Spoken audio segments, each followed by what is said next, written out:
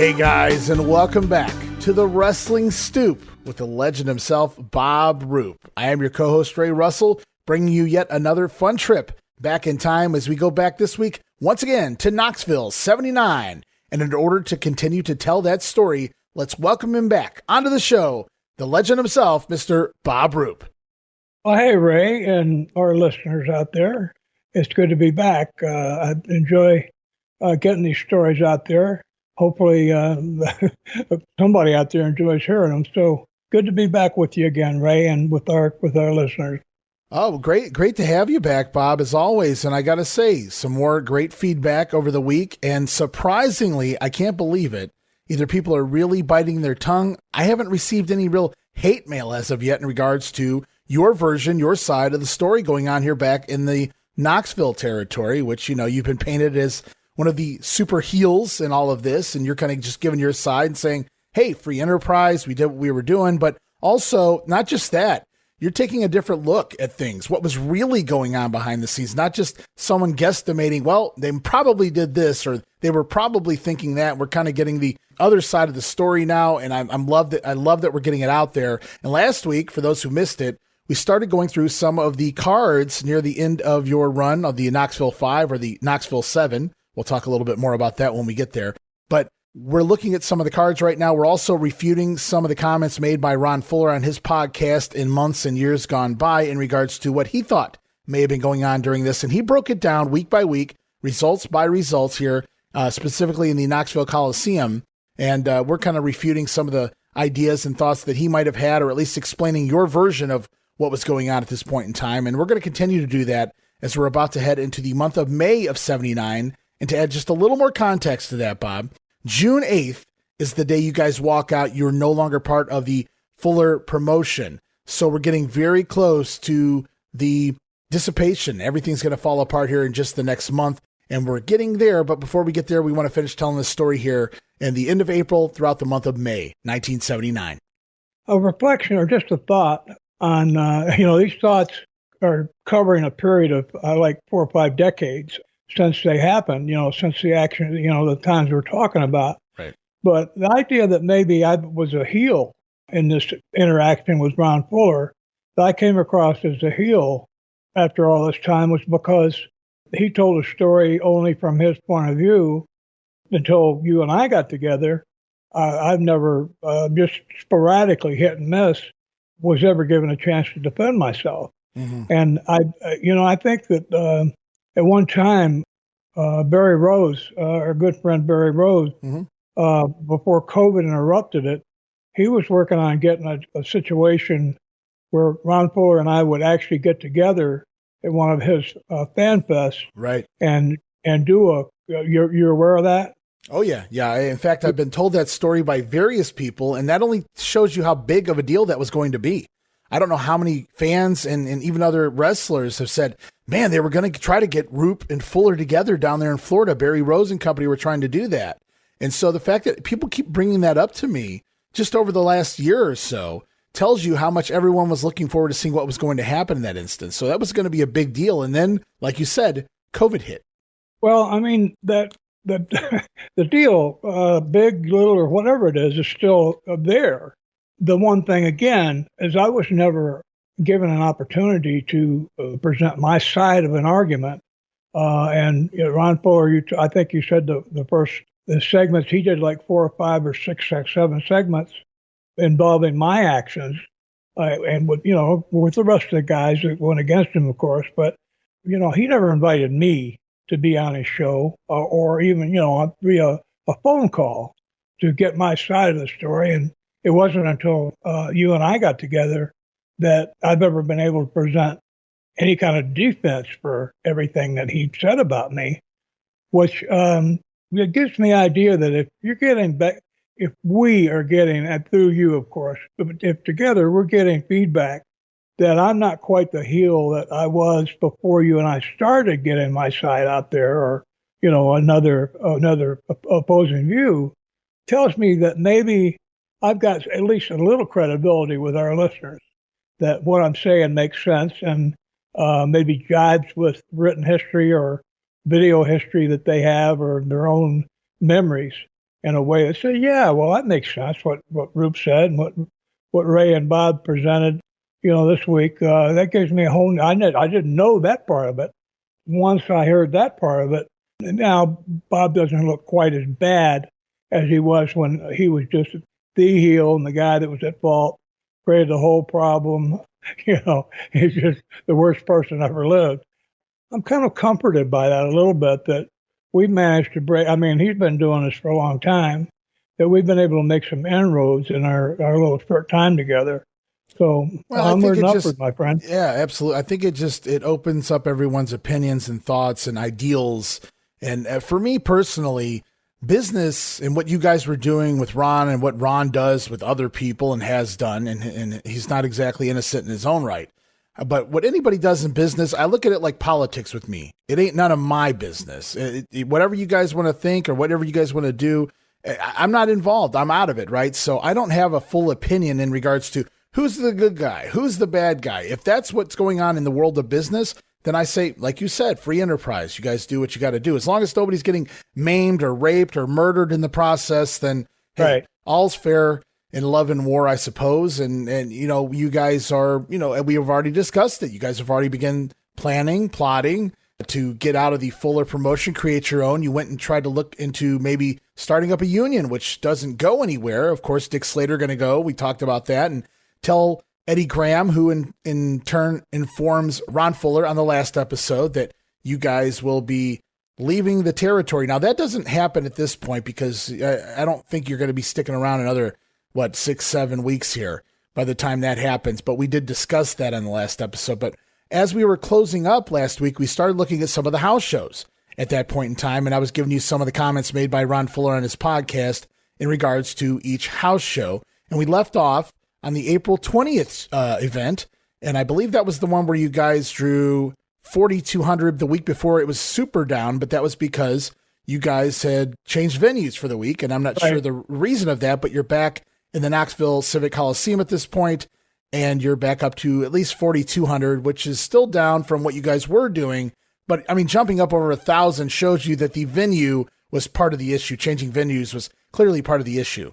The other one, I don't remember the particulars of the other building for our venue, but maybe it's parking. It might be an area of town that you don't want to take your kids around, even being in a parking lot.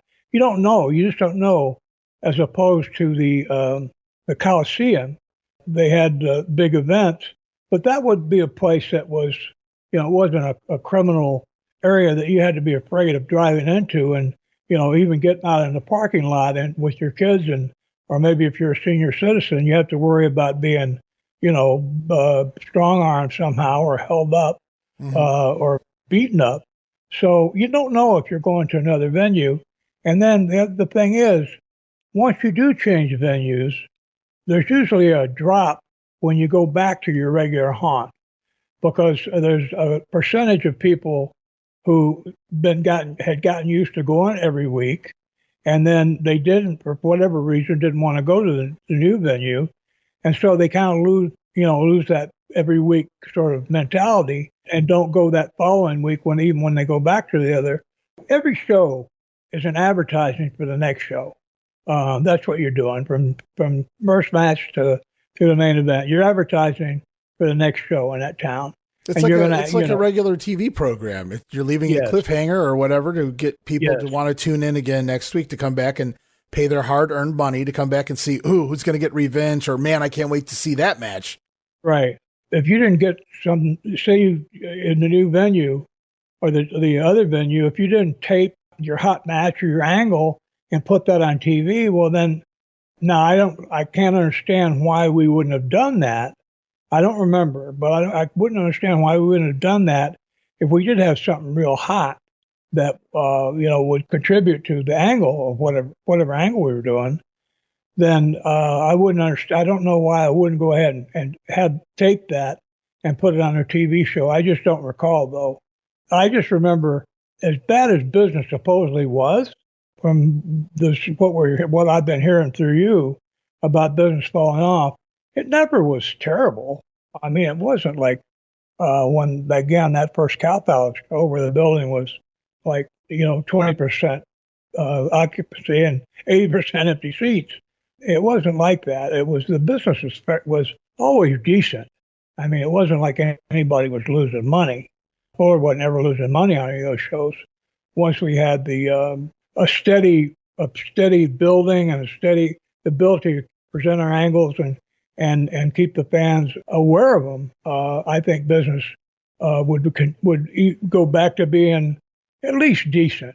Well, we're going to see what happens here in regards to that moving forward, because we talked about it. The Chilawi Park show did 3,100. You're back in the Civic Coliseum here. It draws 4,200. We're going to take a look at that card right now, April 27th, Bob. And after that 3,100 card, this is when Ron Fuller claimed that he called you and he told you he had found out that what a terrible draw it was, that he said, "Why are you doing these 5-match shows? I told you I want 7. And it's easy to say when you go back and look at the results and you see where it's 5 and you see where it's 7, and you can kind of insert a story there, whether it happened or not. And I'm not saying it didn't happen, but you said last week, to your recollection, you never remember Ron Fuller ever calling you and complaining about anything. And so I think that would be something you would remember as a booker. I'm not saying it didn't happen, though, because we can forget things too.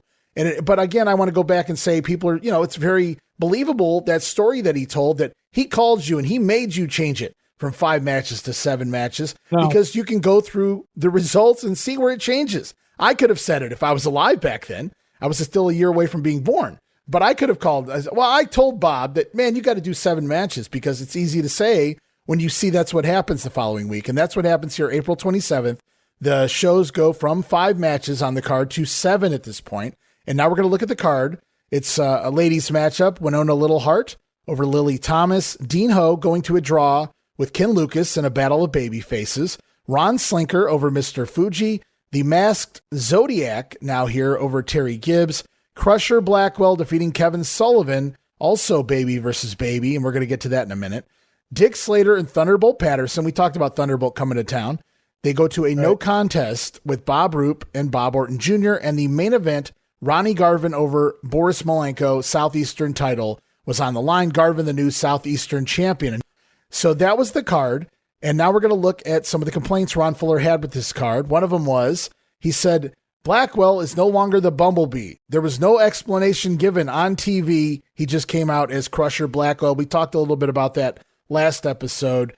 You pretty much gave us all your memories in regards to that situation. So I'm not really sure we can answer it any further. But another question he had was, why would they do 2 babyface versus babyface matches on this show? I was looking at that and I was a little curious myself. Now, he looks at this as sabotage. I don't see how that, I get baby versus baby doesn't draw too well, but neither one of those matches, Dean Ho versus Ken Lucas or Blackwell versus Sullivan, was selling the card necessarily. Great names to have on the show, don't get me wrong, but to imply that this somehow sabotaged the show, I don't know. It looks like basically these were the guys left over, and this is where they were filled in on the card. There's way more baby faces right now. The ratio is more baby faces than heels at this point in time. Well, that might have been one of the reasons why, is not having, maybe, I don't remember who all the heels were, but maybe somebody was hurt or sick. Always an option as well. Absolutely. Didn't even think of that. As far as the matches and putting the baby faces against each other, the red hot angle was Malenko and Garvin. That was hot. And Bobby and I, we had some heat, but that was the main draw. And everything else was just being built up.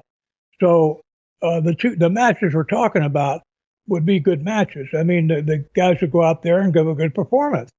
And that's more important than it's got to just be heel against babyface. If you got a lousy heel or vice versa, a lousy babyface, maybe the match is going to stink. And if it does, and if it's an expose, then it affects the whole card. By the time, even the main event, which might be an hour later after the stinkeroo match, would be affected by the fact that maybe the guys went out there and exposed the business or whatever. So all I know is that, just as a reflection on my booking, my philosophy as a booker, without knowing the specifics, I know that I wouldn't put a card together that I couldn't defend as being, the best card I could put together at the time. Because why would you do that? As far as now, what might have been telltale was if all of a sudden all the people all the Fuller's people, loyal people, where I was putting the Roop gang, all the guys who were going to leave, I was putting all those guys over and squashing the guys that were going to be staying there. That would be a cost, very, very obvious but that wasn't. Go look and see if that happened anywhere, because it didn't. No, it didn't happen. No, it didn't, because you had to do what I had to do what I could defend. I wasn't trying to tip anything off. In fact, I'd go a long yard around to keep from tipping off. I mean, again, we were planning to walk out, and all of us wanted, this was a group philosophy. We wanted all of us to look as strong as we could when we walked out. So that, why would you diminish everybody? Because even if you have, say, theoretically, because Malenko and Garvin were both in, they were both part of the opposition. But say they weren't. Say Garvin was staying and Malenko was going to be coming with the opposition. Yeah, I had Malenko beat Garvin in like 10 minutes in the main event and just squash him. Well, that would be a tell. I mean, that would be a flaming signal that something's going on there. But we wanted all of us guys, all of us, to look as good as possible. In order to do that, you had to have other guys, the guys you were working against, had to look good too. It doesn't matter. If you take a guy out there and you make him look like dog crap, and then you beat him, you haven't beaten him. So all of us were going out there and having the best matches we could, and then depending on who was going to go over, who was going to win the match, I didn't do it based on what we were going to do as far as going opposition. I did it on what was logical, because a lot of things too, I didn't want to give anybody the opportunity, like Ron Fuller, to call me and say, I don't know if he would. I don't know if he was afraid of me. He never called me, demanded anything. In fact, I don't remember him ever calling me, except maybe after he got the word from Graham about us going opposition. I'm pretty sure he called me then to ask me to come over to his house. But even then, he never cussed me. He never said, you guy can't believe, he was always very, he was like, oh, I've heard this. And, I was denying everything, but I was definitely, so you could get caught with your hand in the cookie jar. But no, he never did any bravado stuff with me, because he knew, what if I decide I've been caught? Why don't I just kick this guy's ass and I'll just quit today? I'll just kick the shit out of him and I'll quit today. When I went over to his place, if he'd had 2 or 3 people there with him, then I would have, that's what he would have been expecting. But it wasn't. So no, he never cussed me. He never raised his voice to me.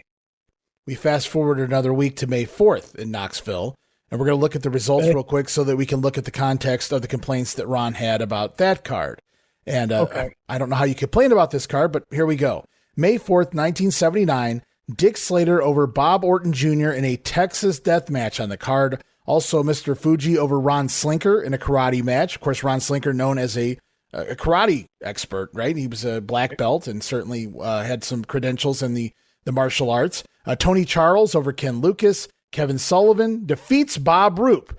Now, you're not putting yourself over there. Crusher Blackwell over Terry Gibbs. Want to be clear, Gibbs is never mentioned in the Knoxville 5, but he was also another name that left with you guys. And Gibbs doing a job here, as he should, for Jerry Blackwell.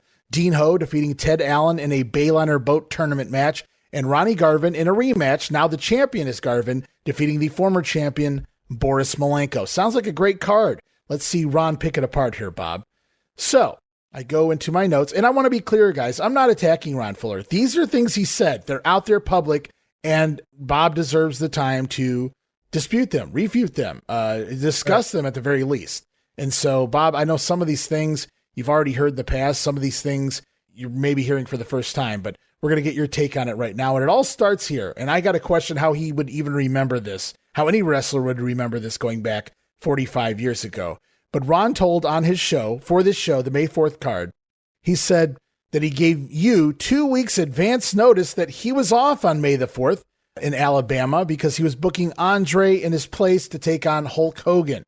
Therefore, he said, if you need me, Bob, I can come up and work the Knoxville territory. He said, you can either have me or you can use Ron Slinker. He claims that Bob Roop chose Ron Slinker. Now that he looks back in hindsight, you chose Slinker over Fuller so that Fuller wouldn't be up there to see what was going on. And I just don't see how he would see what was going on at this point. But that's his, outside looking in, telling the story back 45 years ago. And I just thought that was kind of silly to hypothesize. I also got to call into question how you would remember an exact day you knew you were off in Alabama and that you could work Knoxville. It's kind of odd, but that's Ron Fuller's story, that he was kept out. He offered to be booked and he knew his name would pop the town. And you said, no, that's okay. We'll just take Ron Slinker for the week. Well, he didn't have an angle going with anybody. Put him in a cold match. I don't know how much good that would have done. But go back to something. I did a job for Kevin Sullivan, right? Yes, sir. Yeah, Kevin Sullivan. Well, there's my defense right there for all of it. We know we're going out. If I'm trying to make the guys that are going to be leaving, me and our group, why am I doing a job for Kevin Sullivan? That's going to detract from my stature. No, I was doing what was right for the cards, to keep the business going, because even if we went opposition, when we did go opposition, we were going to be running shows. And I wanted people to have confidence, and we all did. Malenko and Garvin, the three of us would have never done anything like that, because it's just stupid business.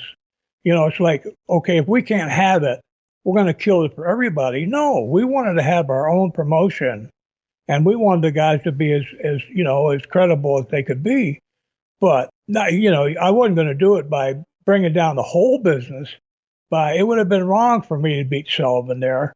If I was going to do some kind of a screw job and come back with him, that would be different.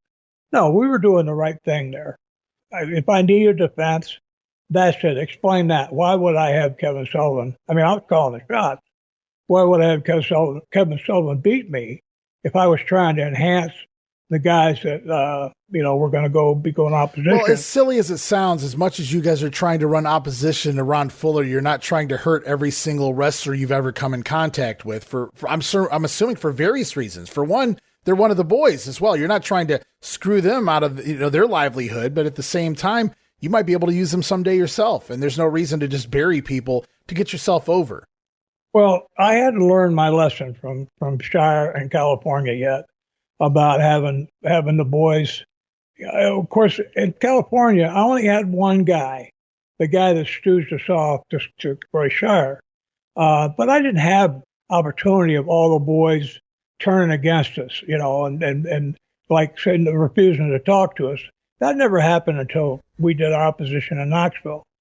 So one of the reasons I wanted all the guys to look good and for everybody to treat everybody fairly was that we were going to be trying to get guys to come to work for us, of course, from the body of pro wrestlers out there. So we weren't going to go out there and degrade, start putting ourselves over all the other guys that we hadn't even asked to come with us yet, but that we might in the future. Yeah, that would make no sense whatsoever, to go out there and alienate everybody and do a power play grab where, you're squashing everybody that's not on your side. It would be so obvious, especially after the fact. After we went opposition, they say, oh, that's what they were doing. That's why they were beating everybody. As far as Blackwell, when he was the Bumblebee, everybody knew it was Crusher Blackwell. I mean, he'd been out there in a show without that mask on. The people had seen him as Blackwell. So to bring him back and say, what is he supposed to say? Well, now wrestling in the corner is the former Bumblebee Crusher Blackwell. You going to do that? No. You don't know. It's Jerry Blackwell. Well, we'll get into more about that in just a moment as well for the next TV in regards to Blackwell. Some more notes here in regards to this house show, though. Also on the card, you guys are doing a Bayliner boat tournament right now. We talked a little bit about that on last week's episode. Of course, recently Ron Garvin purchased himself a Bayliner boat, courtesy of money loaned to him by Ron Fuller, and you guys are incorporating it into the storyline. The winner of the tournament going to receive this beautiful boat. Of course, the winner going to be Ron Garvin. That's the plan at this point in time anyway. Now, this is supposed to be a single elimination tournament. However, by this point, even I was confused, Bob, because I've seen several guys do jobs more than once in this quote unquote tournament. It just seems like random matches being thrown out here week after week. Now, I will say this, the roster, it's not exactly the WWF in the 1980s. It's not WCW in the 1990s. There's not 50 guys on the roster here. So only so many people can be involved, and some of the higher up guys aren't even involved at all in this tournament. And so Ron Fuller's complaint was he saw guys like Terry Gibbs and Ted Allen, who were mid-card guys at best at this point in time, and he saw those guys doing jobs more than once in this said tournament. And he thought that was terrible booking as well. Now, I said, it seems monotonous. I have to admit, as I go and I read the results week after week, these Bayliner boat quote-unquote tournament matches, these guys that have been eliminated coming out and wrestling again and losing again. But his comment was that had he known this was going on, he would have put a stop to it. I thought the Bayliner boat tournament was his idea. Maybe I was wrong. Maybe that's something you guys came up with. No, I don't know where it came from, frankly. So I can't answer that. It's very possible that Garvin brought it up to Fuller. You know, his complaint was that some guy's doing multiple jobs in this tournament here for the boat. And I mean, I can't argue that. That is exactly what's happening, but I just chalk it up to this is something that somebody came up with. You have to go ahead with it. And there's only so many people on the roster. So you got to use the job guys to do the job. Well, I'm curious. Did you have like Ted Allen or whoever? Did he lose twice? Yes, yes. Not on the same card, but yeah, they've already been if you were going off a single elimination, these guys would have already been eliminated in weeks prior. Well, I don't understand that. That is bad booking. If that's the case, if they're once they're beat, it's a single elimination tournament, I think. Right. I think most of them are. If that's the case, then I don't understand that. That was a mistake on my part. But again, I can't even alibi it because I don't remember the detail. Right. That seems like nitpicking myself. You're just looking for anything that's not perfect. And, you know, it's not a perfect science. We're not talking about something that's, you know, written out in stone. There's only one way you can do it. Wrestling is creative and, you know, it's theater, in, you know, live action theater. So, okay, I don't have any defense for that right now. If I had those guys go in the tournament and lose 2 or 3 times, that was bad booking on my part. Okay, well, take that one on the chin. That's fine. Again, you know, that's something that he called into question. Now, another thing he called into question, which I have a response for, and Bob, obviously we'll take your side as well. But at one point here in this card, there is a Dick Slater, Bob Orton Texas death match. And Ron Fuller complains about this one. He says, why would they wrestle in a Texas death match? It was their first time in the ring together.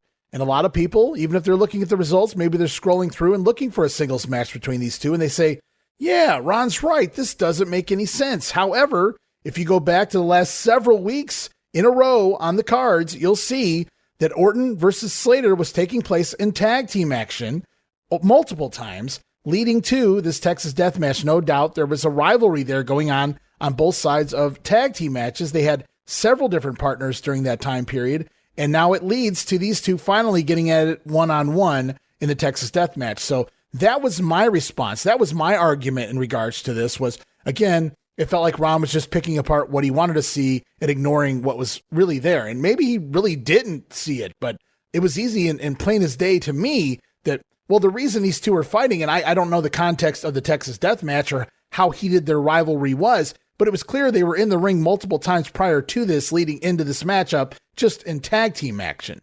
Right. Again, the fact that, that they didn't have single. We obviously did something on television to enhance the single match up in the Texas death. We did something. I don't know. I don't remember it. I don't remember what it was, but obviously we did something because you're not going to throw that in there cold.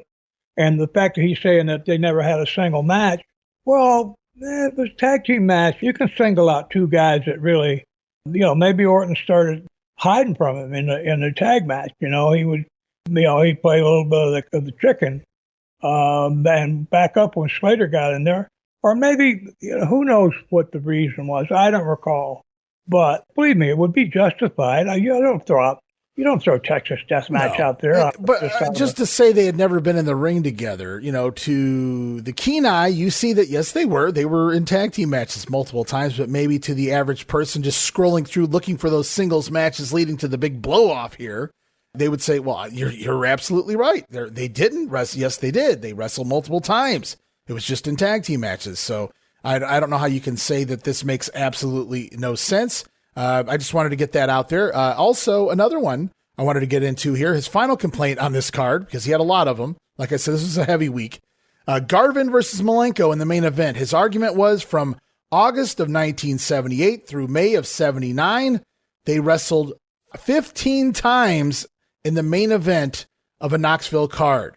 And on this specific card, it was actually Jerry Blackwell acting as the referee for this return match between Garvin and Malenko. But again, going back, Fuller's complaint here was that Malenko and Garvin wrestled 15 times in the last, 10 months on these Knoxville shows. And to that, I say, Bob, and I'll let you take it from here after that, go back and see how many times Ron Wright wrestled Whitey Caldwell here. Go back and see how many times Eddie Graham wrestled the great Malenko in Florida in a year's span when that was hot, right? That's my defense, Bob, but I want to hear your take. Well, obviously it was drawing. After week 13, say on week 14, Garvin and Malenko, they go out there and you got half a house. Well, they're not going to come back the next week. I mean, the week after that, they're not going to be the main event anymore because they're not drawing. If they were put together, the booking that would ensue between the two of them, now, first of all, you had two guys that were masters in the ring, and their matches were, the matches themselves, they never went out there and did 5 minutes or 10 minutes, a Dusty Rhodes type, and not knocking Dusty. He had a different style, you know, he didn't need to go. But these guys could go out and go 45 minutes and have people ready to jump out of their seats for most of the time because they just were great talents. They had great psychology. And so that match itself, it doesn't matter what the details were of the match, what kind of match it was. The match itself was a draw. So just bringing them back together. Now, looking back at that 50 years, that's what it tells me. There would be no way I could bring them back or would bring them back, or the trios for booking the matches. There would be no way that those guys would agree to come back together if they didn't think it was going to draw. Right. Think about that. Now, put Ron Fuller's expertise as far as being a booker and an experienced wrestler against Malenko and Garvin. Their combined expertise and years in the business. Those guys, when we're putting together, like we book those cards together, they're not going to put themselves in there again if they don't think it's going to draw. I mean, think about it. And they didn't have to convince me either. Because as far as I don't remember bad houses. I just don't. I don't remember going to the Coliseum and having it half empty. There might be times when all the upstairs seats weren't full or whatever, but usually ringside was always packed, you know, back 8, 10, 12 rows or whatever. I just don't remember bad houses, that's all. I don't remember ever being talked to about it. Hey, Bob, business is not good. What are you doing? What's going on? That never happened. If Fuller says that happens, well, he got a memory problem because I would certainly remember that. He never said anything to me. He never called me except that one time. He had me the rights that time. There wasn't much I could say, but sure. Yeah, but no, Garvin and Malenko weren't going to come back against each other if they didn't think it was going to draw. And I mean, they didn't force me to book anything. I booked what I wanted to book, but we were an agreeable threesome. We didn't have arguments about booking because we were all on the same page. And the thing is, business was good. If there was some way to find out if business was down, say, in Knoxville, say the week that we went to Chilhowie Park and the Knoxville gate dropped off, how about the rest of the territory? How about the Saturday night town? How about during the week, Johnson City and those other how did they do on that week? Yeah, unfortunately, there's no facts and figures for any of the other cities, so I have no way to know that. But from my understanding, most of those were booming all throughout this time frame. Yes. Again, I can't go back and prove it, but that's the way it's been reported. If you had a great week, all your houses are just about sold out, or it's right up there in the 90th percentile all week, and you go to Knoxville, and you're in another park or whatever, for some reason it doesn't draw. You don't know what's going on. Knoxville's got some competition. Maybe they had a football game the next day. Maybe they had a basketball game the next day.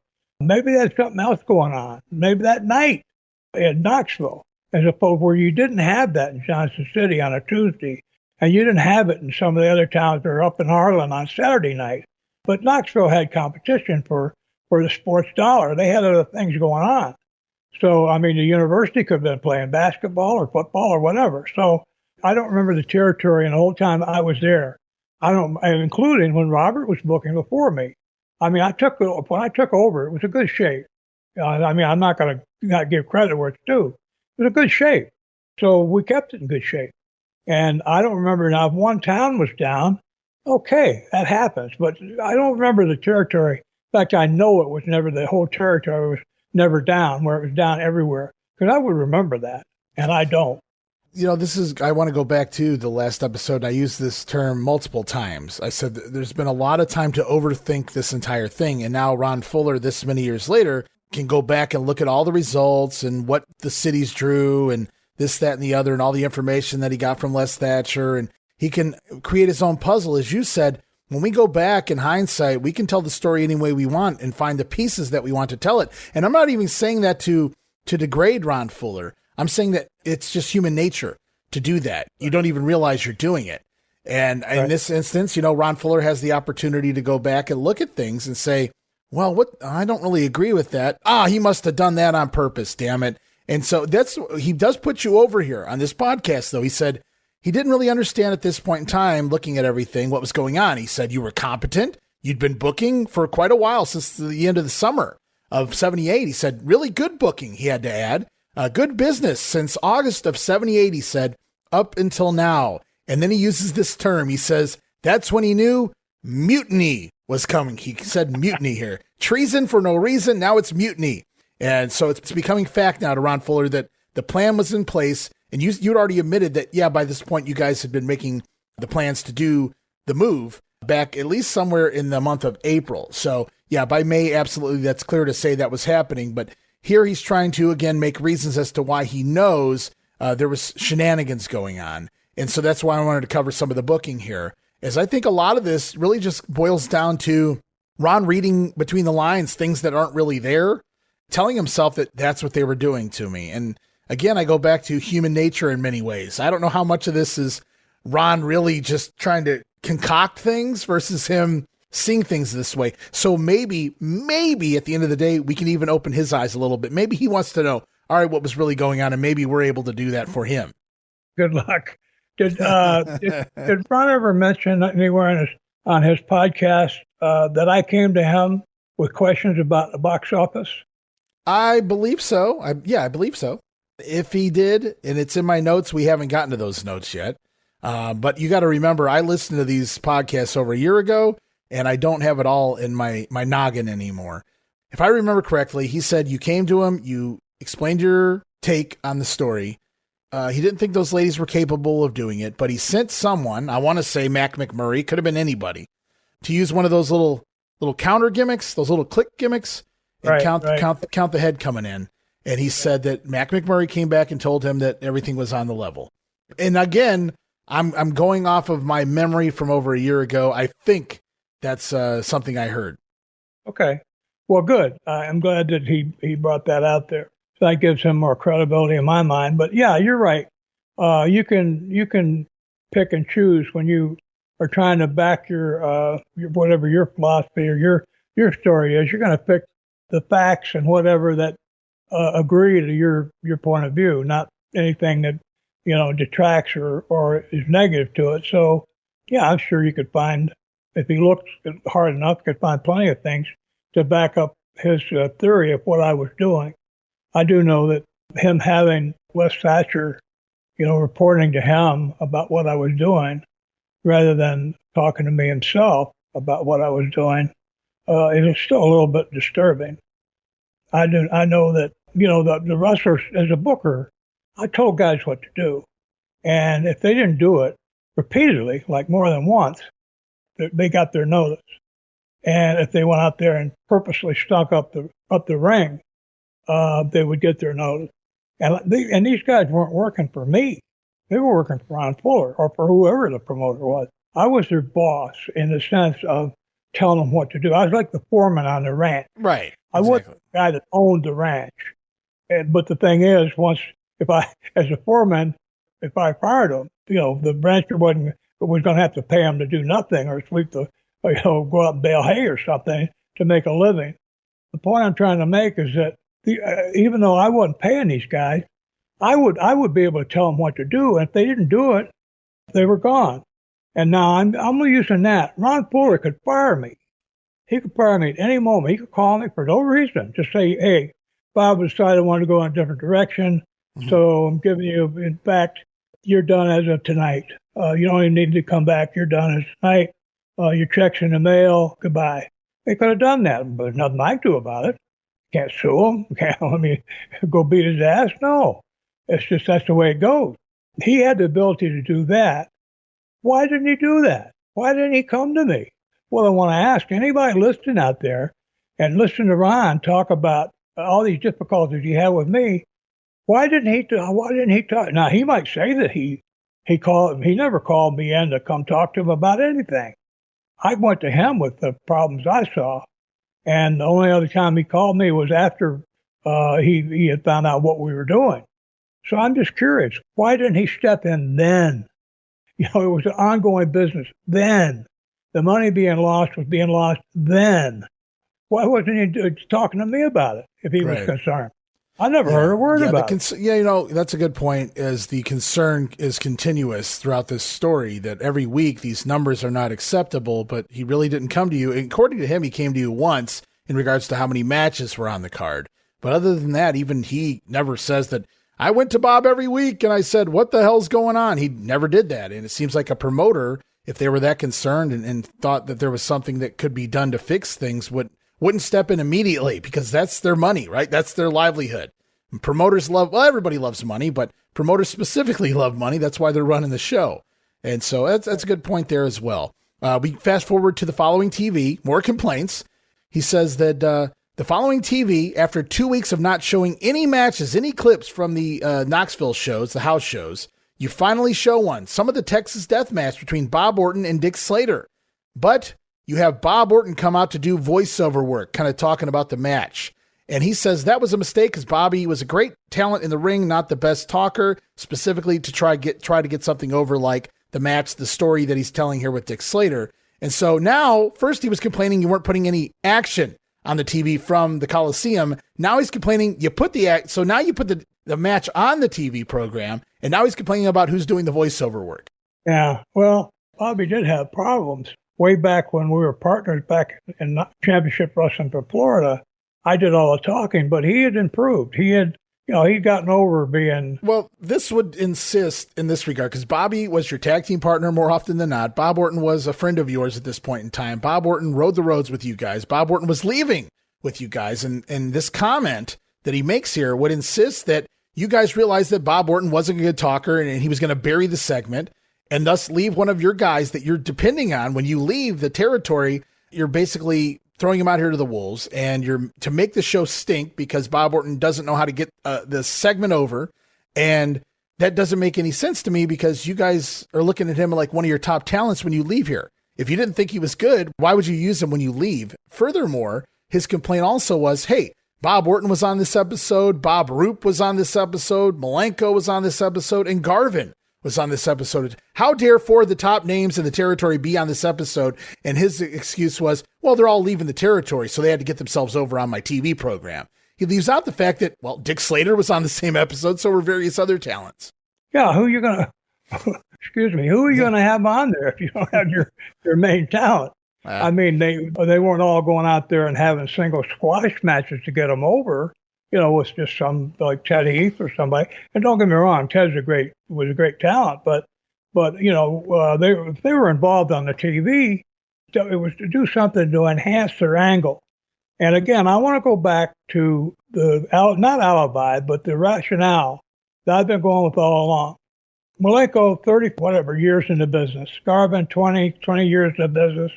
Me, 10 years. But between those two guys themselves, whatever they suggested, I didn't say, oh, okay, we'll go with it. That sounds good. No, I mean, I was listening to it and whatever.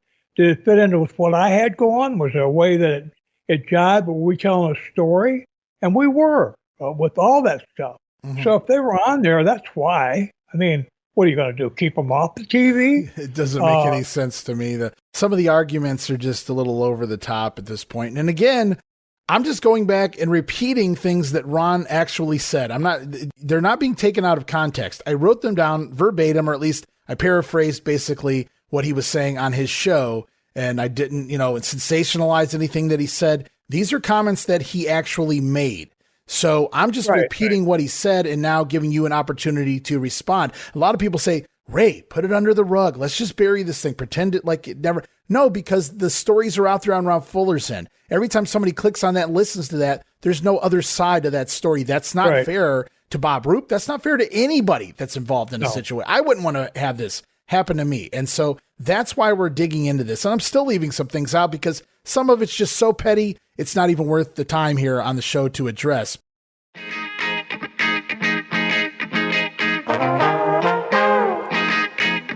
Hey, it's Bob Smith, and guess what? The Outdated Wrestling Hour is now part of the WrestleCopia Podcast Network. But hey, no fear, you're still going to hear the unique guests, comedy, music, authors, journalists, funny people.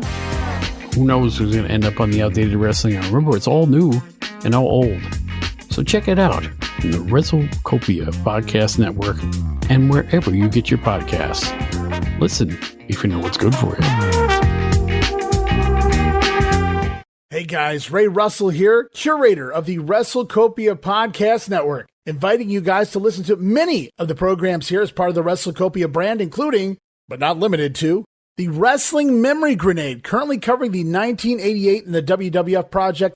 You can also listen to the Regional Wrestling Podcast, where we talk the territories, whether it's Jamie Ward with Georgia 81, Roman Gomez with the UWF in 1986, or Gene Jackson covering Memphis in 85. 3 projects going on right now over there at Regional Wrestling. You can also listen to the Wrestling Stoop with the legend himself, Bob Roop. Bob goes back in time each and every week, covering not just his career, but countless stories and interactions with hundreds of wrestling names spanning his 2 decades in the business.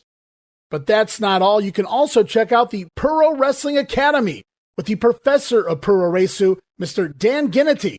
Dan and I go back in time and cover the history of Japanese professional wrestling in the English language.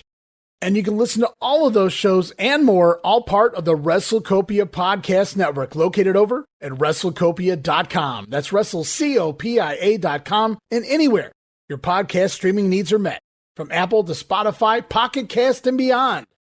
And while you're at it, why not subscribe to our social media guys for all the latest goings on here at the WrestleCopia Podcast Network. Plus, I'm constantly adding old school video clips and pictures from throughout wrestling history. You can follow us over on X, formerly Twitter, at Wrestling Grenade. That's at RASSLIN Grenade. Also, follow and like me, Facebook.com/Wrestling Grenade. And why not subscribe to YouTube.com/Wrestling Grenade.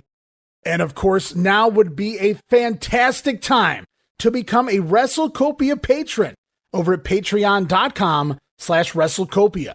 That address again, Patreon.com/WrestleCopia, where you get so many gifts, including all of my insanely detailed show notes for every episode of The Grenade Show, Regional Wrestling, and the Monday Warfare podcast. You'll also get early access to a lot of the podcasts here on the WrestleCopia brand, where you can listen days and sometimes as much as a week earlier than the rest of the listeners.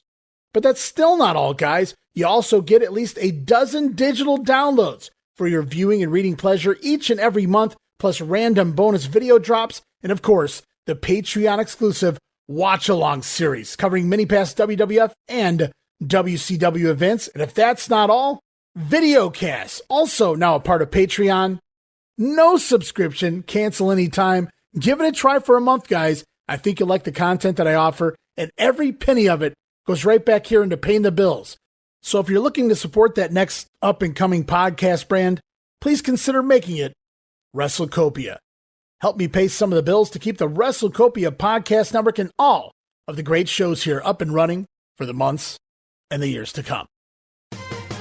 Hey everybody, Gene Jackson here, inviting you to check out the Retro Wrestling Review, where each week I'm joined by some great co-hosts who help me review classic episodes of USWA Championship Wrestling, and right now we are doing week-by-week reviews of 1993. But we don't just do reviews, sometimes we get a chance to interview some of the people who were there and lived it, plus do watch-alongs. It's a lot of fun, so check out new episodes that drop every Wednesday at WrestleCopia.com.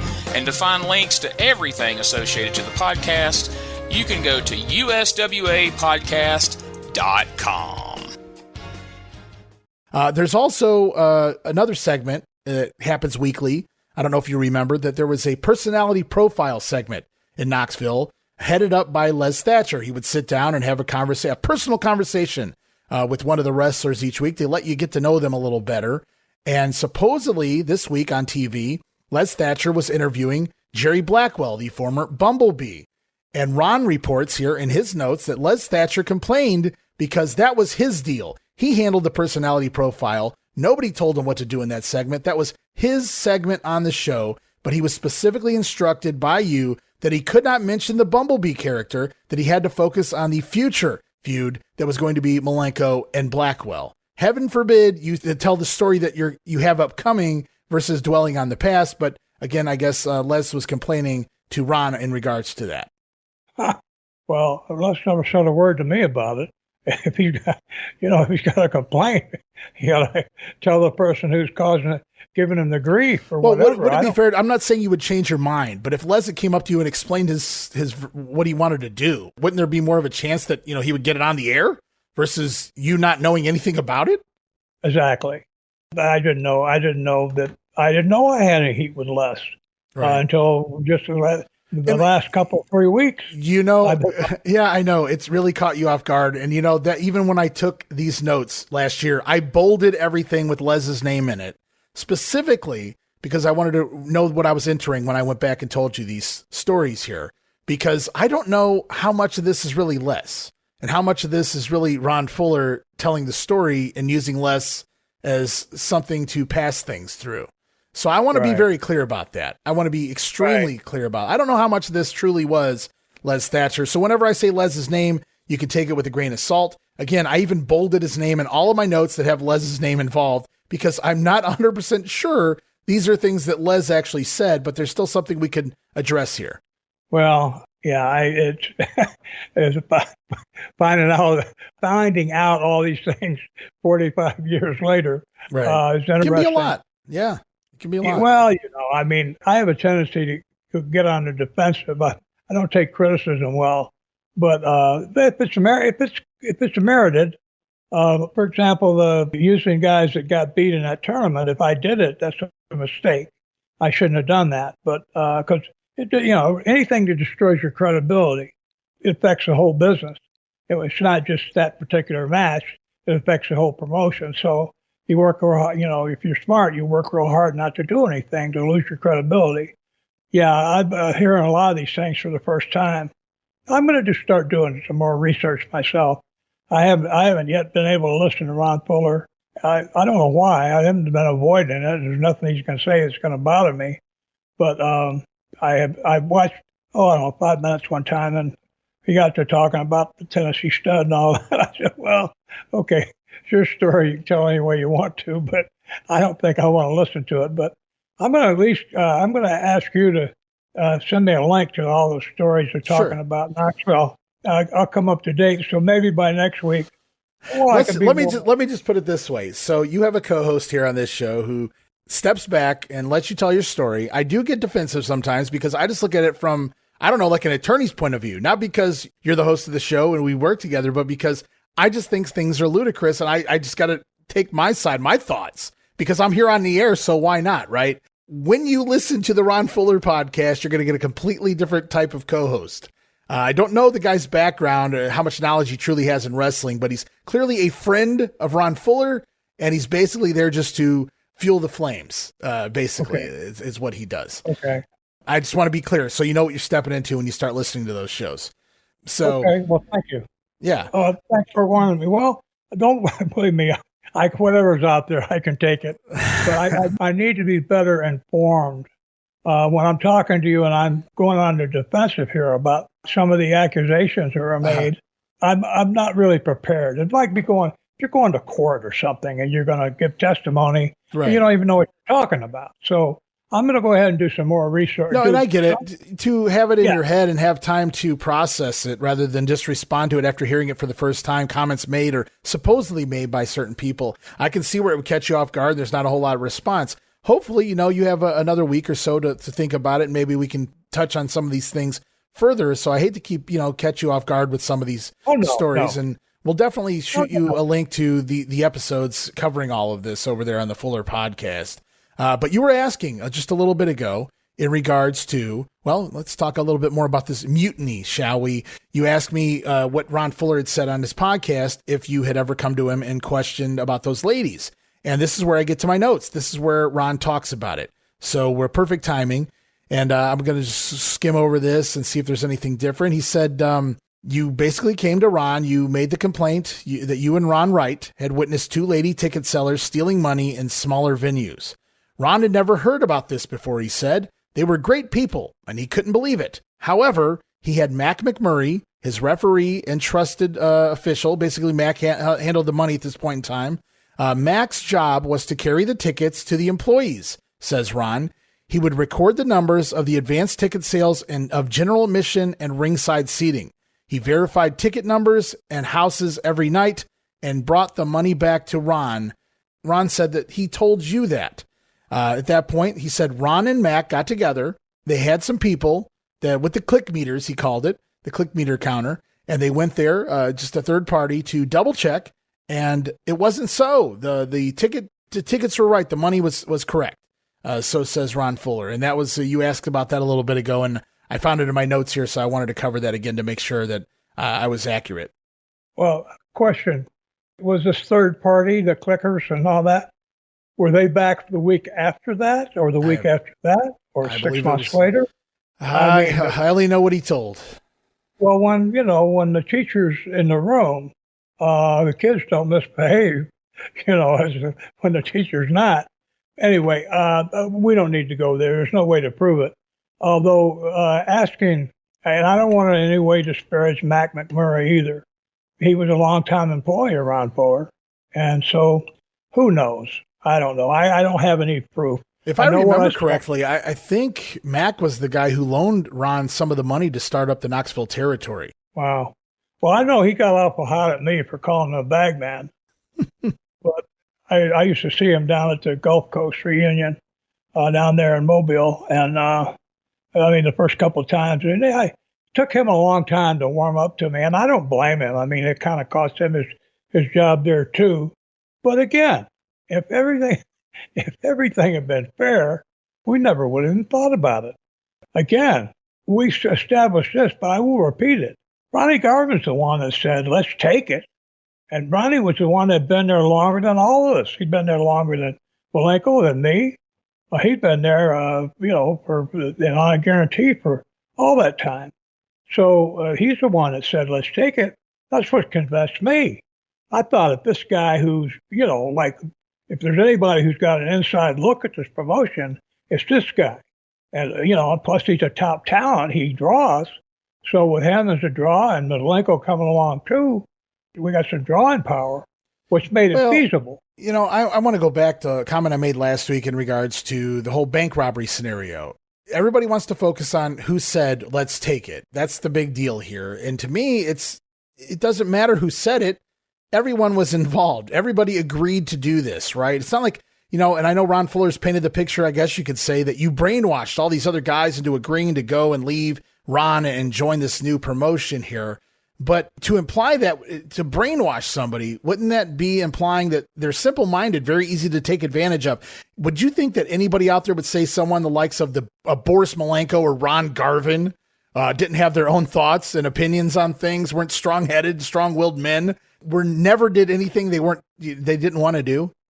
Exactly. And extrapolate that by adding that someone like me who's got like 1/5 of the time in the business as these guys is going to tell them, knowing, because it happened. I've already been through this in California. with Shire. I've been through this opposition thing and got caught. So, I mean, I know what it's like to have gone through this. Do you think that I would suggest that to someone like Larry Simon, the great Malenko, who's been in the business 35 years? I would suggest him to make a move like that, like knowing that if you go opposition and you don't make it, your career's over. You know, you're probably never going to get work anywhere again. And Garvin, the same thing. To go these veterans, I still consider myself not a veteran yet. These guys had been in the business long enough that they actually were like retirees that were still working. I was still working my way up. They were generals, and I was like a major, so or maybe even a captain. And so for me to go these guys and suggest to them, knowing what the risk is and also know what the consequences are, that I would say, yeah, let's take it to these guys and put that kind of pressure on them, and also not having any idea what kind of response I might get. No, it wasn't me.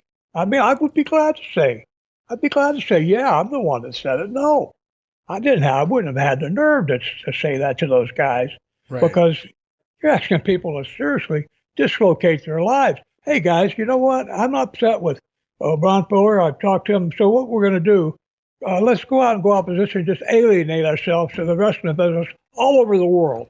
Every promoter in the world is going to hate our guts tomorrow as soon as they find out we're doing this. Yeah, how's that sound, guys? Should we do that? And just do that. Do that with somebody like Malenko, who's probably, doesn't have that many years left to be making the serious money like he is then. For him to go along with it, yeah. See, that was another thing that convinced me, because Boris Malenko, he was a smart guy, and he was an experienced guy. And the fact that he went along with it, I can kind of almost see his thinking.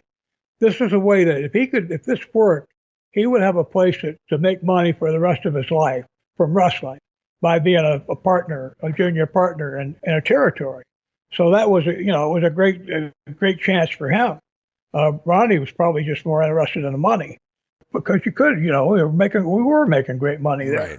Well, let's move on to the next show, Bob, because this shit just keeps getting better. All right, so we're going to move on to May the 11th, back in the Civic Coliseum. Kevin Sullivan goes to a draw with Ken Lucas. Mr. Fuji over Dean Ho in a karate match. Dick Slater defeating Bob Orton in a return match. Remember the Texas Death last time around, this time inside a cage. Makes sense. Boris Malenko defeating Terry Gibbs in a Bayliner boat tournament match. So Gibbs again losing a Bayliner boat tournament match. That's right there in front of us.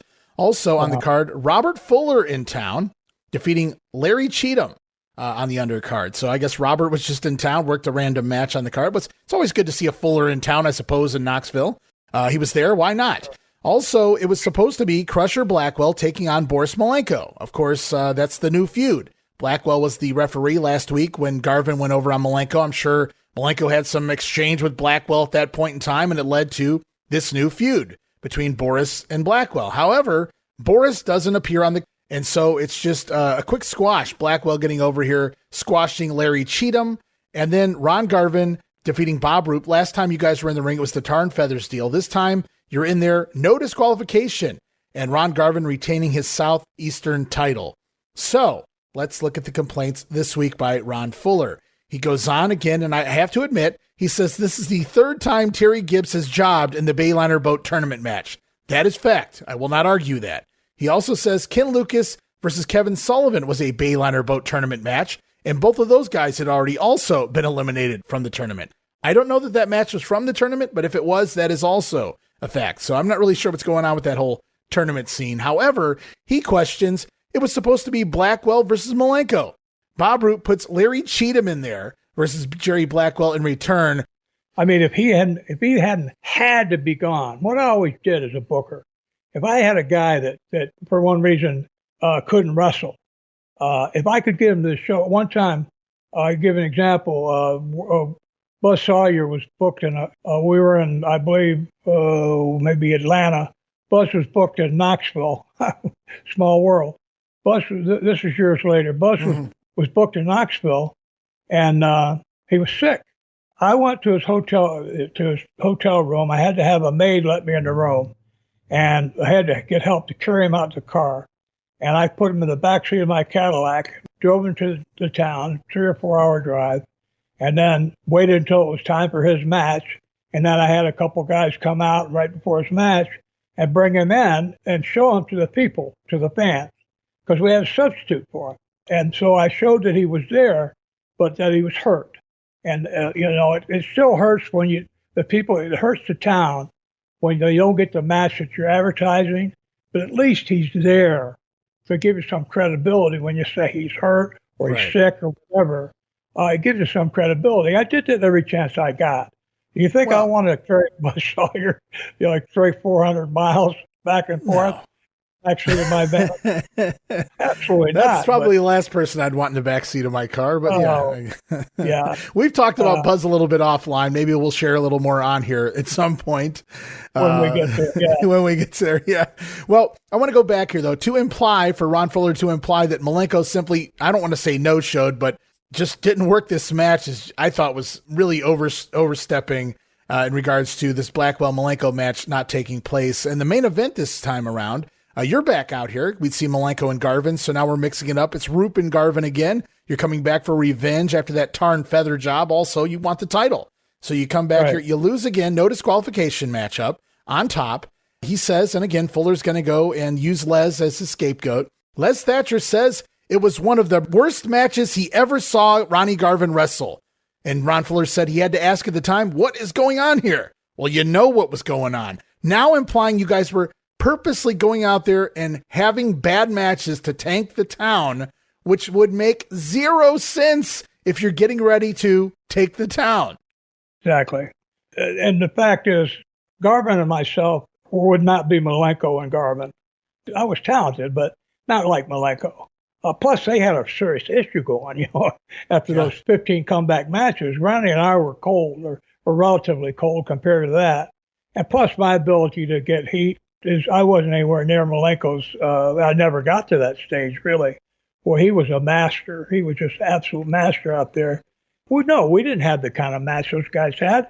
First of all, we didn't have the history, the backing of the background to create the animosity that those guys brought to the ring with them every time they came. Garvin and I didn't have that. So, no, the match wasn't going to be a barn burner like he and Malenko had. But I don't think it was a stinkeroo because you're out there live in front of a bunch of people, and you got them hissing and farting at you because you stink. That's a humiliation I wouldn't be able to stand.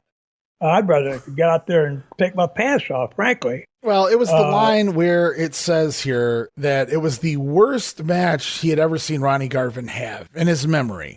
And again, Fuller using Thatcher as, the guy in between here. Did Les really say that? Did Ron just look at this and go, well, this is a good time to say this? I don't really know the whole story here, right? But he claims that. And you're saying, well, I'm no Boris Malenko, but I'm saying you're also no curtain jerker, right? So to say Ron Garvin never had a shittier match than this, not implying that you're that bad, Bob, but implying you guys went out there and purposely tried to tank the matchup, have an awful match on purpose, is just silly. Because you're wanting to grab these fans and bring them over here, and the same names are going to be on top over there. So who would want to come watch that again if they thought it was that awful, right? That doesn't make any sense to me. The logic just doesn't make sense in his reasoning there. For my own confidence in what I'm saying, I don't remember the match. And if it was a stinkeroo, believe me, I remember it, especially if it was a deliberate stinkeroo. We went out there to deliberately be terrible. No. Compared to Malenko and Garvin, if they were 10, maybe ours was maybe with them, I was a 7 or whatever. Mm-hmm. But we gave them a good solid match, I'm sure. Because, I was a professional and Ronnie was the ultimate professional. You think Ronnie was going to go out there and do anything to kill his credibility? Absolutely not. He'd have shot with me before he'd have done that. He'd have gone on right by the ring table, picked up that hammer that they ring the ring bell with and attacked me with it before he let me kill his drawing of power. Right. Because that's what you got. When you're built up over a year or two in a territory where you really mean something, you can't let somebody take that away from you.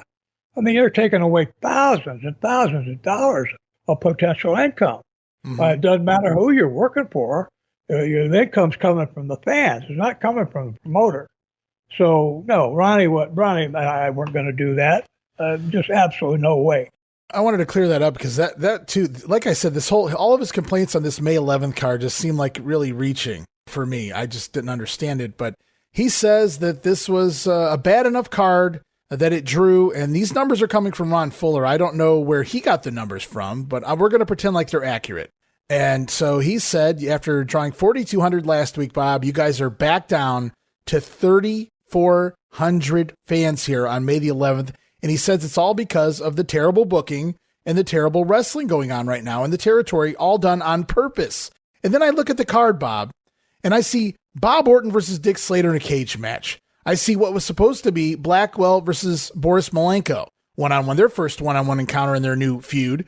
And I see Ronnie Garvin versus Bob Roop, no disqualification on the card. Not counting matches like Dean Ho and Fuji in a karate match. This is the undercard, mind you. Kevin Sullivan versus Ken Lucas. That's a fun match too. So I've got to ask, I've got to wonder here, what is going on with the crowd? Yeah, I get that, but to imply it's mutiny and this is a terribly booked card, I don't get it, because plenty of great matches on this one. Yeah, and there's another factor. In fact, this is the one that really resonates when I think about it. If we'd have done what he's talking about, if I had deliberately tanked any matches, I would have had to tell people, right? I would have had to tell Kevin Sullivan, for example, and Ken Lucas. I'd had to tell them, look, go out there and be lousy, right? Right. You don't think they wouldn't have gotten back? I mean, Kevin Sullivan knocked me for 25 years.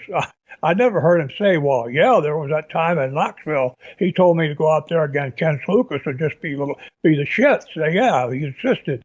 It would have been known throughout the business that telephone, telegraph, tell a wrestler. Right. If I had been, you got to tell guys at least what their finish is. You don't tell them how to work the match, but you got to tell them what their finish is. And if I'd have been doing things that made no sense, that story would still be out there. The night Bob Roop deliberately tried to kill Knoxville would be the story. So that's not anywhere. Of all the things that Kevin Sullivan said about me, that Ron Fuller said about me, none of them was about that this is new to me, this part about me deliberately trying to tank a show. The thing is, all the wrestlers would have had to go along with it. Dean Ho would have had to go along with it. Fuji would have had to go along. All those guys would have had to go along with it. And they would know about it. And the story would be out there. Now, you're a wrestling historian. Ray, have you heard that story from anywhere else? No, I don't see anybody dumb enough to go tell an entire roster, all right, guys, let's see how shitty we can perform tonight. Yeah. And I'm pretty sure that would have been a hell of a story, for the future. Like we would have definitely heard tell of that by this point. Oh my God. I can imagine a book coming to me and say, look, I want you to go out there and really stink tonight. When you go out there, your livelihood depends on getting over in this town, having the fans accept you, hate you or love you or whatever. And you're going to go out there and destroy your credibility? Nah, you couldn't get a wrestler to do that. They'd quit first. They say, well, you want me to go out there and expose myself, expose the business, where I'll be dead in this town? Forget it. You got my notice. I'm not going out there if you insist I do that. So, yeah, it's preposterous on the face of it. Absolutely preposterous. Also, the story would have been out there long ago, and it would be, the night Charlie Daniels, the night old Dixie died, Bob Roop, the night he killed Knoxville. It would be out there, and no, that didn't happen. A horrible match was me and Garvin. Well, if we're to take Ron Fuller at his numbers, he says it's back down to 3,400. So something's going on. Maybe the fans are just in a lull right now. I don't know. I can't make an excuse. I don't know how the weather was. I don't know what was going on. I don't know what else was in town. I don't know any of that. I just know that if these numbers are accurate, and I don't know where they're coming from. These are the numbers. These are the ones Ron Fuller's using. However, I would think that based on the information he was using, it's likely accurate because he's really just reading notes that somebody else has prepared for him, an historian or whatnot. And apparently using notes from Les Thatcher from many moons ago as well, if that is true. And if anything else we get out of this, hopefully this fleshes the story. Hopefully somebody gets back to Les Thatcher, tells him some of it. Not that we're saying anything negative about him, because that's not what I'm trying to do here. I'm trying to figure out, did Les really say these things, or is Ron creating these stories and using Les as a way to get them across? That's what I'm trying to understand out of all of this. And if Les did say these things, that's fine. But that's more my curiosity, not so much how dare he say them. It's how much of this is true coming from Les Thatcher versus Ron Fuller sensationalizing some of these things. I don't know. So maybe we'll figure that out as we continue along. But we do need to continue to move here. And, here's a good one. The next couple of weeks, the NWA World Champion Harley Race is coming to town. You know Harley very well, Bob. So here's the story that Ron Fuller tells about that one. Coming May 18th, it's going to be Harley Race defending his title. And Ron Fuller had this to say. He said Harley was coming to town to defend his NWA World title. And Bob Roop asked Ron Fuller to work Harley both weekends. Now, Ron Fuller told you, well, that makes no sense, Bob, because he's been out of the territory. Fuller's been gone for a couple months at least since the last time he appeared. Why not use Ronnie Garvin? Because Ronnie Garvin, he's beaten everyone, and he's your champion. And you told Ron Fuller that Ronnie Garvin is upset right now with his payoffs, and thus he doesn't want to be involved in a world title match. That doesn't make any sense for various reasons. I'll get to that in a moment. He said, but Ron Fuller got pissed. He got pissed at you, Bob, and he said, you know what? Book it. Book me versus Harley Race. So Bob Roop left without saying another word. The last time he said that was the last time you two were together alone. Oh, man. Well, it's that wrestling is your story. You can tell anywhere you want to, but that makes absolutely no sense whatsoever. If I would have put him, I don't remember the booking, but if I would have put him against Harley, it would be because the other attractions like Garvin and Malenko or whoever had angles going that you didn't want to interrupt. They were going to draw, that angle was going to draw. Just having the champion coming in is one thing. But if he doesn't have an angle with somebody, and I mean, I'm talking about, let's go back to, we talked about it earlier. Let's go back to Florida where Dory Funk Jr., when he was champion, was coming in for a series of matches over a couple of years' time now.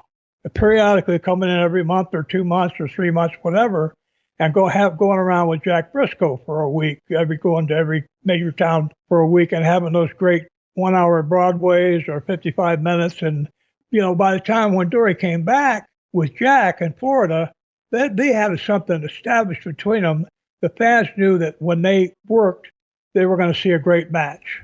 And again, they had heat between them already. Well, Harley was coming in cold. So, I mean, he didn't have an angle with Garvin or Malenko. I don't know if he, as the champion, he could be a babyface or a heel, whatever he needed to be. Right. If there was a heel that needed to get his ass kicked real bad, Harley could come in and be the babyface in that match. But Harley was kind of a natural heel. But sure. But even Jack, when he was champion, he had to work heel a lot of territories because they put him against their top babyface, and so he had to go out there and. I don't mean he was gouging eyes and biting or anything like that, but he just worked heel. All he had to do was break the rules a little bit. I mean, Dory Funk Jr. went as a heel. He never broke the rules. He just, he forearmed the guy and he was aggressive. Him down. Right. Yeah, and he wasn't gouging eyes or anything like that, but Jack was a fan favorite.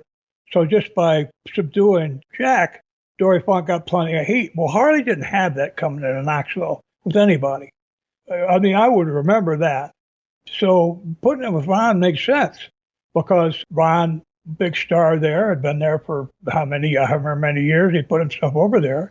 And then underneath the card, you can keep your regular angles going.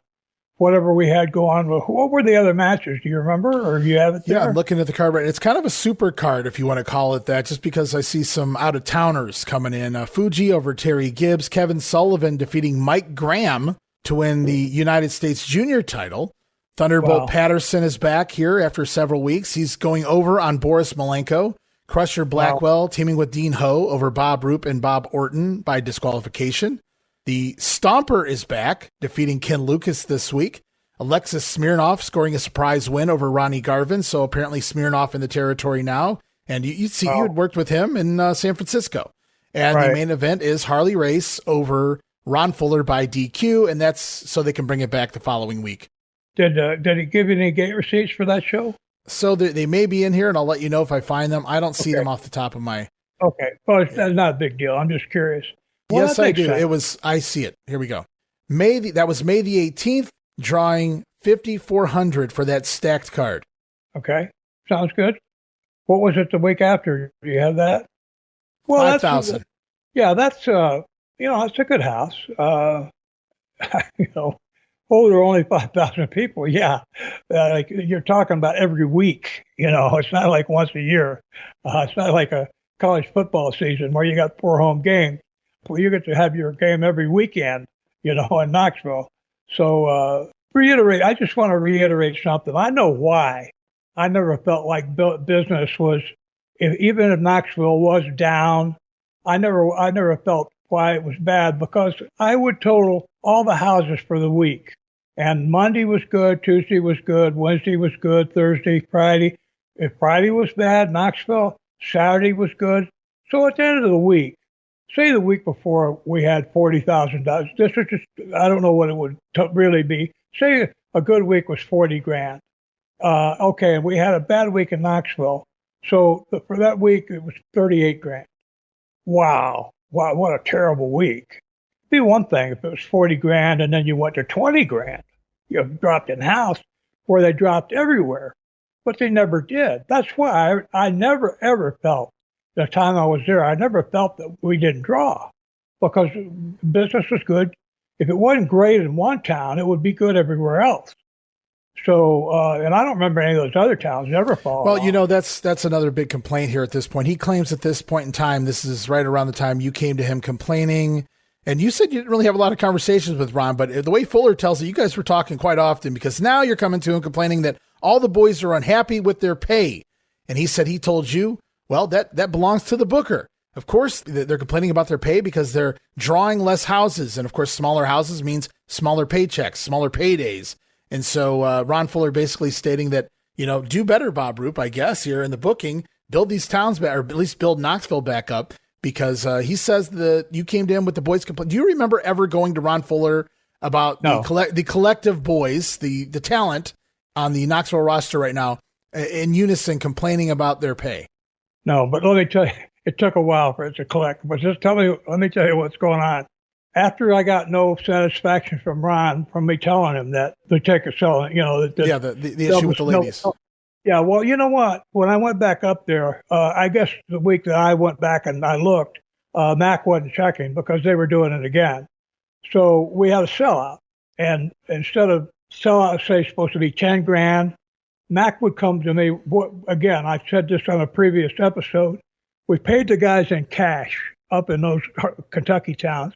We paid them in cash that night. So Mac McMurray would come to me and he'd say, the house was, say, 8,000.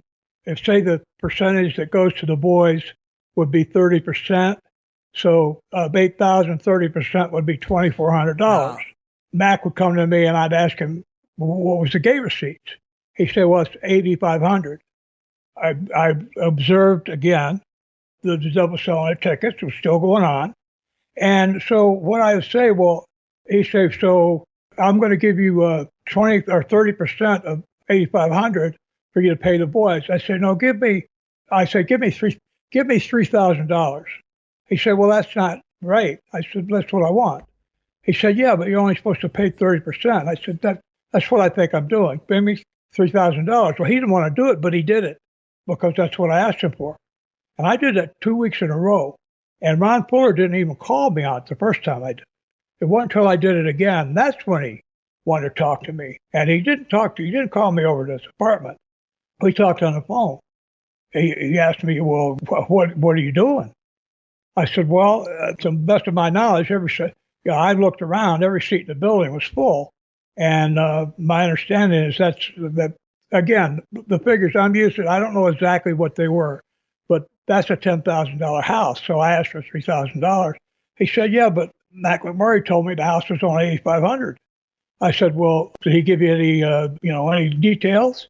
Were you giving away tickets? Was there a lot of freebies? Was there like a 500 freebies given out there? No. I said, well, every chair, every seat in the building was full. Every seat was full and all the bleachers were full. And I said, my understanding, when the building's full like that, X number of dollars. I said, that's what I'm paying for him. But and another thing was, see, if he had just been underselling, like if you can tell the building that they were paying a percentage of whatever the gate was. So if you could tell the building, look, the gate was $8,000 and they get 10%, you'd only have to give them $800. But if it's $10,000, you'd have to give them $1,000, which you save a couple $100. Well, that's been going on forever in all kinds of business. Right. It has Sure. So anyway, I was asking for 30% of what I thought the house was. And of course, Mac was fighting me all the way, but I said, look, I'll deal with it. I said, I'm in charge of the show. Please bring me that amount of money. If somebody has a problem, if Ron has a problem with it, he can talk to me about it. Okay. Because I wanted to force him to deal with it.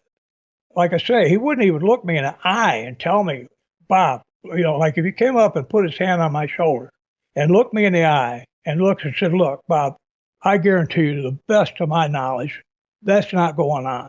I'll look into it, but to the best of my knowledge, that's not happening. I understand. No, I totally get you. It wasn't the boys being upset with their money. It was me being upset with what the boys are getting paid. I mean, we were the guys who were on the road. We're up there in Hazard and Harlan, Kentucky on Saturday night. Heels all risking their ass, and again, I kept the shows reasonable so nobody had to, drive out of town at 100 miles an hour. The guys earned their money, and I felt like they should get paid.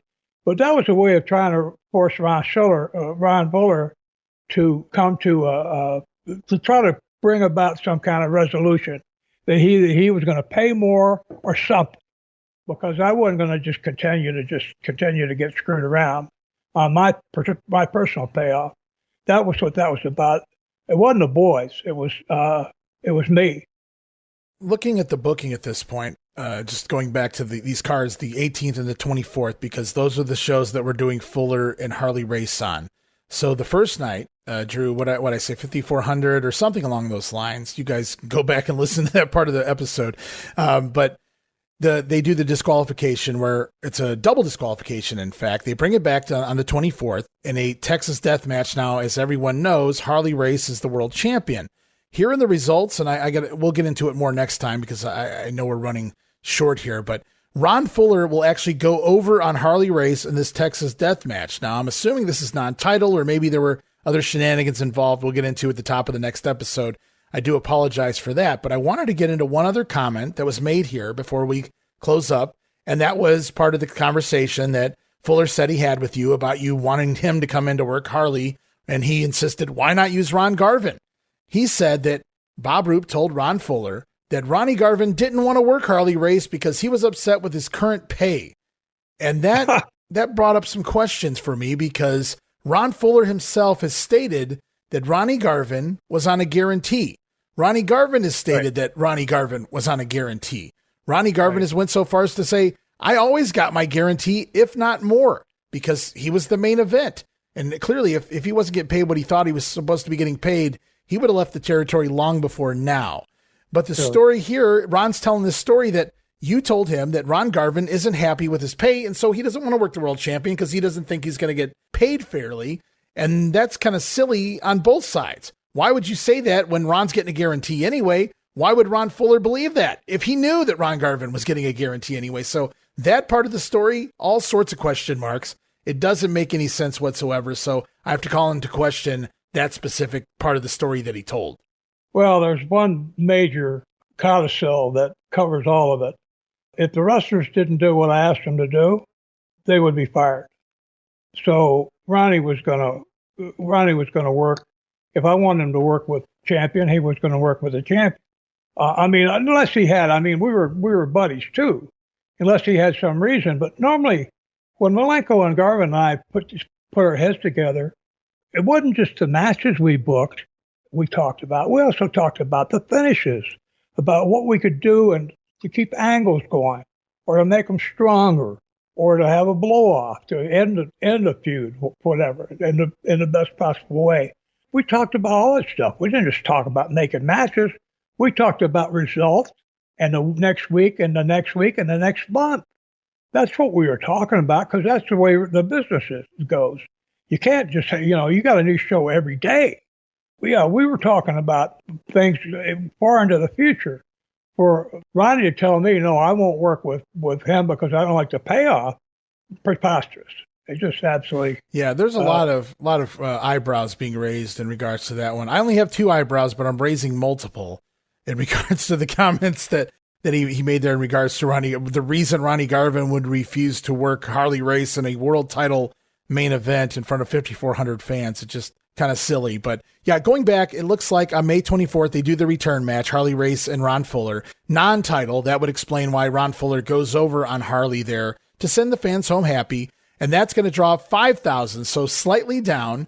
And I don't want to get into it here because we're going to close up shop. But we got one more card, June the 1st, the final card that's going to see the Knoxville 5 participate in the NWA's version of the Knoxville territory. And we're going to open the next episode with that. We'll get into some of the fallout after you guys leave the territory, some of the issues between Ron Fuller, Ron Garvin, look at some of the litigation, maybe some of the comments, the transcripts from the court documents in regards to Ron Fuller up on the stand. And we'll go into that on the next episode as well.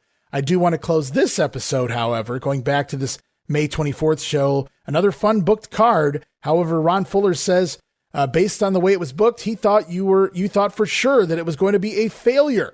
You booked a failure. How do you book a failure with Ron Fuller, who is a top known draw in this territory, against the world champion Harley Race on top? I don't know. But he said, you planned for this show to be a failure, and there were 5,000 fans out there. So they stuck it to you, Bob. Well, geez, I was on the booker making the TVs and doing all the promotional work. I can't imagine why I can't take credit for that $5,000. Wow.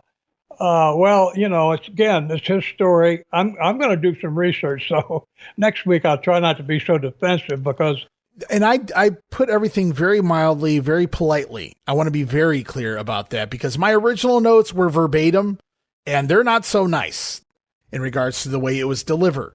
And I'm sure a lot of that was emotion in telling the story as he went along as well. And maybe he regrets some of the way he talked and some of that stuff. I don't really know. I don't pretend to know Ron myself, but going back and just looking at some of this is, as you said, preposterous. Some of this, I see some of the arguments that he has here. I also see other times where, again, 45 years to think about it, I can see where you could put the puzzle pieces together to fit them the way you want them to.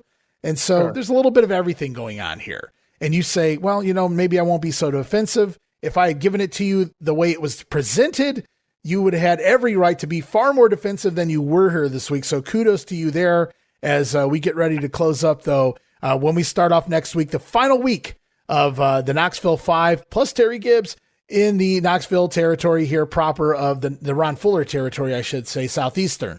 And we'll talk a lot more about that. Some comments that he made leading into your guys' leaving the territory, leaving the promotion. And we'll start getting into the plans and everything going on as we begin to start the All-Star territory.